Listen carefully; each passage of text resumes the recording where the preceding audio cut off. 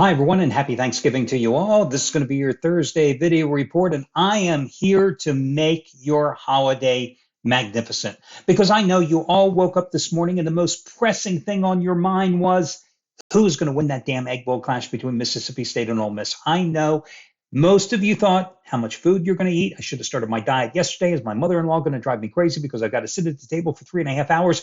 But some of you out there were thinking, who is going to win in Oxford, Mississippi tonight when the Rebels take on the Bulldogs? And I am here to answer all your questions. I am here to allay all your fears. You got to wonder where I come up with all this stuff, don't you? My wife's been wondering that for the last 33 years, too. But anyway, I am here not only to give you your complimentary play and your in-depth breakdown and everything you've always thought you needed to know, but were afraid to ask about Mississippi State and Ole Miss, plus your Cowboys-Giants preview as well. That's going to be the NFL game.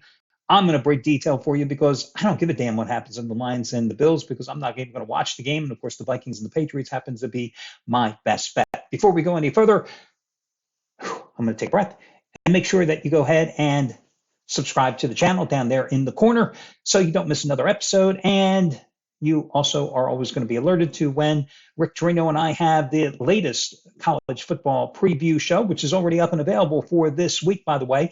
We are breaking down 6 games for the Saturday card, plus the early game on Friday between Cincinnati and Tulane, which has big postseason implications as the winner will advance once again to the American Conference Championship game and solidify their postseason berth seedings as well. That is already up and available. So again, subscribe down there in the channel. As far as Rick T goes, here we are 48 hours away from Saturday's card, and I still have absolutely no clue as to what is going to be his best bet for Saturday. I do run the company. I created it 21 years ago and these sites. And but that's Rick T. 10-1 on Saturdays with his college football best bets this season. And I've known him for 33 years. You think he'd give me a damn clue? But of course not. So your guess is as good as mine. I guess we'll both find out on Saturday. But again, subscribe to the channel down there in the corner. Okay, let's get going because I know you can't wait one more minute. Listen, I think this is an interesting game. Number of subplots. Mike Leach better finally win one of these damn games. Listen, Mike Leach is a mediocre coach, a guy with a surly attitude and a pretty damn good self-promoter. But he doesn't give a damn about rivalry games. He just looks at them as just another game.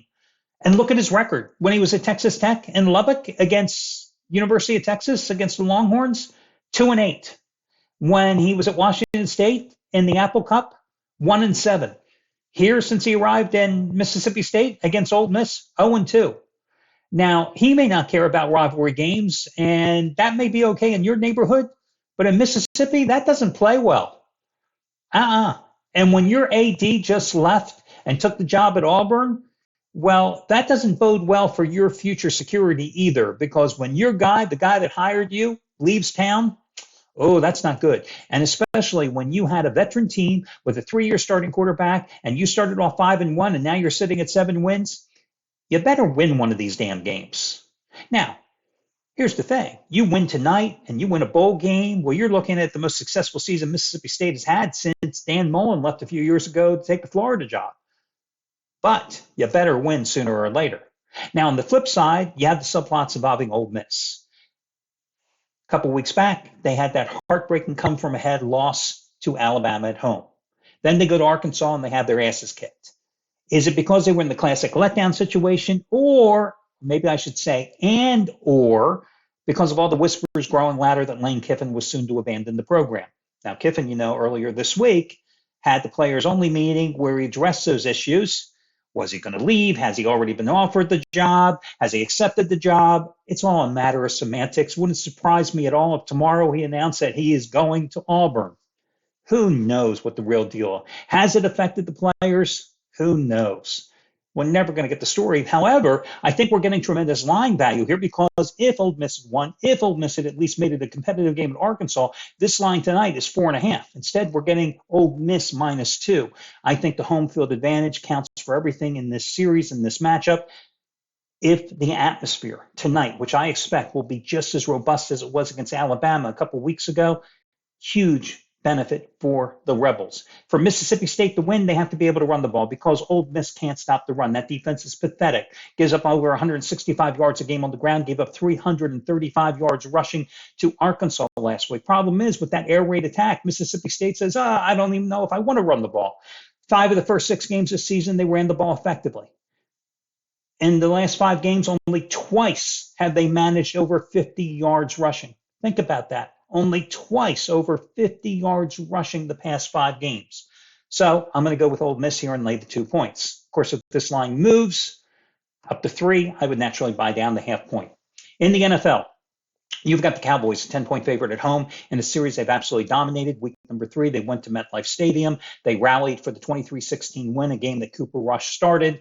They're on a 10-1 series roll. Now they've got Dak Prescott back. Well, Prescott has been money in the bank against the Giants, 9-2 lifetime as a starter against them, 63.7% completions, 21 touchdowns versus only 5 interceptions. Since he returned from an injury in 4 games, 72.3% completions, 8 touchdowns, a quarterback rating of 107.7. In that first meeting, the Dallas defense absolutely lit up the Giants offensive line. They sacked Daniel Jones 5 times. DeMarcus Lawrence with 3 of those sacks. They also hit him 12 times. Giants coming off a disappointing performance at home against the Lions on Sunday, a game which not only they lost, but they had suffered more injuries. Their top cornerback went out. They could be without as many as 5 starters here tonight. Their offensive line, which was already injury riddled, suffered more bruised up players in that one. So it's a battered and bruised offensive line that I think Micah Parsons and DeMarcus Lawrence can tee off again tonight. The ground game was stopped in its tracks by the Lions, a team that a couple of weeks ago was at the bottom of the barrel in terms of stopping the run of the NFL. But Barkley, couldn't get anything done last week. Daniel Jones was their most effective runner last week against the Lions with 7 carries for 50 yards because Barkley had only 22 on 15 carries. I got to lay the points with the Cowboys here. There's no other way you can play this game. Dallas minus the 10 points here. I think the Giants have been living on the edge, living on a prayer all season long. When you look at their points differential, number of points they've scored versus the number of points they've allowed, they're only +1 on the entire season. Now, something to consider is it's a byproduct of some of the teams they play, but you can only play the guys that are on your schedule, But there's a lot of luck involved when you have a good record and you're only +1 in the points differential column. The Cowboys, on the other hand, even though they had Cooper Rush in there for all those games, they're +84 on the year. And I was impressed with the way the Cowboys, after losing that 14-point second half lead at Green Bay and losing in overtime, a game in which I admit had the Dallas Cowboys, they came back and they just obliterated Minnesota, a team that had won 7 straight games last week on the road. And these short week games, it always favors the home team. And you can't have more of a short week situation than this one. The Giants are at a huge disadvantage, so I'm going to go with Dallas there. That'll do it, guys. Again, happy Thanksgiving to you all, and we'll talk to you again soon. Good luck, everybody.